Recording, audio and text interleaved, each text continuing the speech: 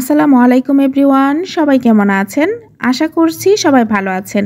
A to Z kitchen বিডিতে আপনাদের সবাইকে আরও নতুন একটি রেসিপি দেখার জন্য আমন্ত্রণ রইল। আজকে আমি গাজর এবং আলু দিয়ে খুব মজাদার একটি ভাজির রেসিপি শেয়ার করব আপনাদের সাথে। আশা করি আমার আজকের রেসিপিটি আপনাদের খুব ভালো লাগবে। রেসিপিটি ভালো লাগলে আমার চ্যানেলটিকে সাবস্ক্রাইব করে সঙ্গে থাকবেন। সবার আগে ভিডিও পেতে পাশে থাকা বেল আইকনটি অন করে রাখবেন। গাজর এবং আলু দিয়ে তৈরি এই ভাজিটি রুটি, পরোটা, নান রুটি কিংবা ভাতের সঙ্গে খেতে কিন্তু অনেক বেশি সুস্বাদু লাগে। এখানে আমি গাজর এবং আলু কুচি করে নিয়েছি। যেই পরিমাণের আলু নিয়েছি তারই সমপরিমাণে গাজর নিয়েছি। গাজর আলু কুচি করার পর ভালো করে ধুয়ে একটা জাকিতে রেখে দিয়েছি যেন এক্সট্রা পানিটা বের হয়ে যায়। এখন চলে আসলাম রান্নায়। একটি প্যান চুলায় বসিয়ে দিয়ে দিচ্ছি পরিমাণ মতো তেল এবং দিয়ে দিচ্ছি পেঁয়াজ কুচি। এখন পেঁয়াজ কুচিগুলোকে ভালো করে নেড়ে চেড়ে হালকা ব্রাউন কালার করে ভেজে নিব। ভাজির ক্ষেত্রে কিন্তু পেঁয়াজ একদম গাঢ় ব্রাউন কালার করার কোনো প্রয়োজন নেই, হালকা ব্রাউন কালার হলেই চলবে। পেঁয়াজগুলো হালকা ব্রাউন কালার হয়ে গিয়েছে। এখন কুচি করে ধুয়ে রাখা আলু এবং গাজরগুলোকে দিয়ে দিচ্ছি। এখন দিয়ে দিচ্ছি স্বাদ মতো লবণ। এখানে আমি আমার স্বাদ মতো লবণটা ব্যবহার করছি, আপনারা আপনাদের স্বাদ মতো লবণটা ব্যবহার করবেন।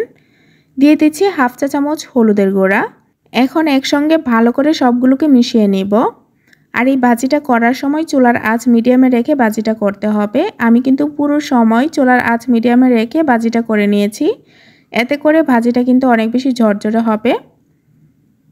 আর আলু এবং গাজরগুলোকে কুচি কুচি করার পর ধুয়ে নিয়ে একটা ঝাঁকিতে রেখে দিবেন, এতে করে এর এক্সট্রা পানিটা বের হয়ে যাবে।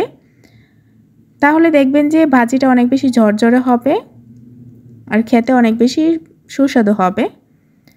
এই ভাজিটা করার সময় ঢাকনা দিয়ে ঢেকে কিন্তু ভাজিটা করা যাবে না।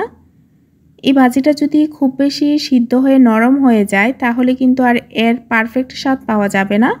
এই ভাজিটা যত বেশি ঝরঝরে হবে তত কিন্তু এর পারফেক্ট স্বাদ পাওয়া যাবে। তো নেড়ে চেড়ে গাজর এবং আলুগুলো কিন্তু এখন 80% সিদ্ধ হয়ে গিয়েছে।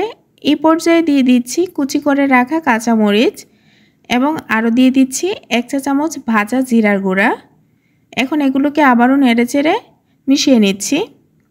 আর একদম 100% সিদ্ধ করে কিন্তু নামানো যাবে না, 90% সিদ্ধ হয়ে আসলেই কিন্তু চুলা থেকে নামিয়ে নিতে হবে।